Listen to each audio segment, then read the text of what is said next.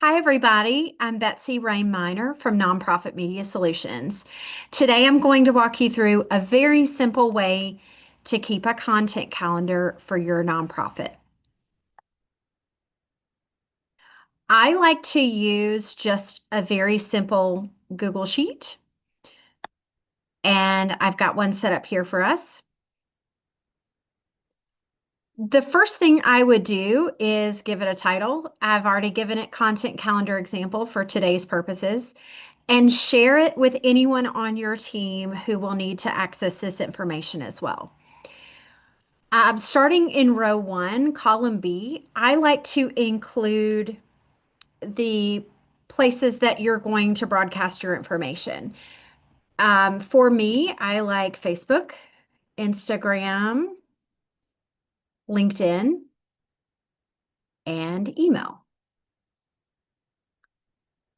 Then I come down to column A, row two, and include the date that I would be sending out information. So let's imagine that this is an October 2025 content calendar, and I'm a Tuesday email person. So I'm going to send my first email of the month out on the 7th. Let's imagine that my topic is going to be content calendars and tips for how to set one up and keep it up to date. That's going to be my topic across all three social media platforms as well as email. Now, I will put some notes in the next column about where to access the text and the image that goes along with the post. So let's imagine that we've got a Google Doc that's shared in the organization titled October 2025 social media text. And then maybe we've already got a draft set up in our email service provider. So I've got one place to look for the social media text. I've got one MailChimp draft for the day that we're scheduled to send.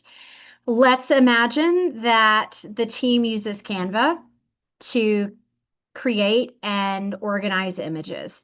We've got a Canva folder for October 2025.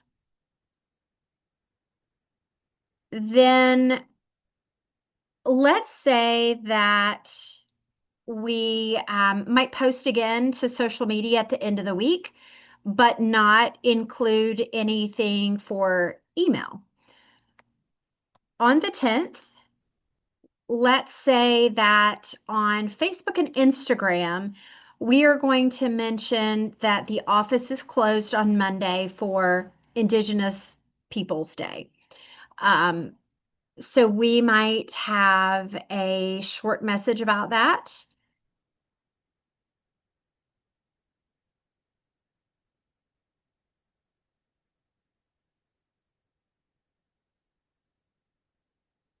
And maybe we're only using Facebook and Instagram because we want to capture the people who are local and might otherwise stop by the office that day. And you see, maybe there's less of a need to post to LinkedIn and email. The text for this post is probably fairly self-explanatory or could be compiled on the fly. And you've got a Canva folder for 2025 holidays. Then for the next week, say 10/14/2025 and 10/17, you've got a similar plan. You're going to post to your social media channels as well as send out an email for Tuesday the 14th. And following that, on Friday the 17th, you have just a post with a short bit of text and an image. You could fill that in just like we've done above.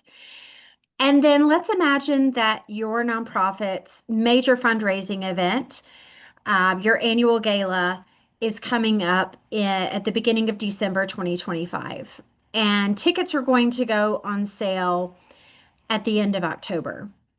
Let's imagine that your development team has already put together a beautiful publicity plan, and you are simply incorporating the steps in their plan that involve social media and email, and where to find text and images here in your content calendar for the month.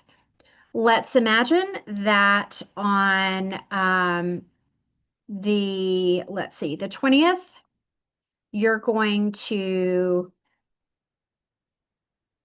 make your first post about the tickets on sale. And you can carry that out throughout social media and email. There's text already written for you in the gala publicity folder.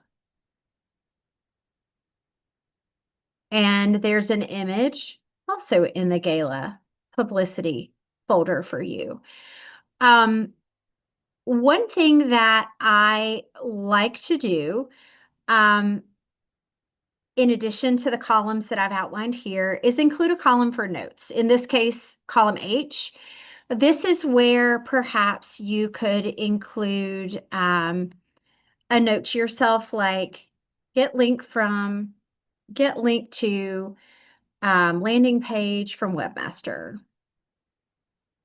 Or perhaps create new image for 2026. Maybe you feel like it will be time to refresh that after using it this year.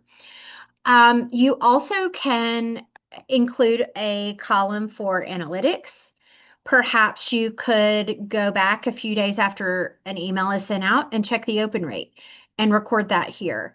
You might also include ways that your audience might have engaged with a social media post. And that keeps some hints about what your audience might like to see right here all in one place. One other thing I like to do is I enjoy scheduling social media, a bunch of it all at one time. So I might create a content calendar at the end of the month for the coming month. So maybe somewhere around the 25th of the month for the month that follows. So I might put the spreadsheet together, but I might not actually schedule the post right at that moment. I might do that once a week, maybe at the end of the week for the week following. And to do that, or to keep track of what I've posted or what I've scheduled, I can come in here and just simply block off or color in the date so I know that's already been scheduled or posted in real time by myself or someone else on the team. Content calendars can be as simple as this. They can be a lot more robust. Really, it's whatever your team needs to keep up with everything and keep organized with all of your content. Let me know how you keep up with your content by commenting below. Thanks for watching.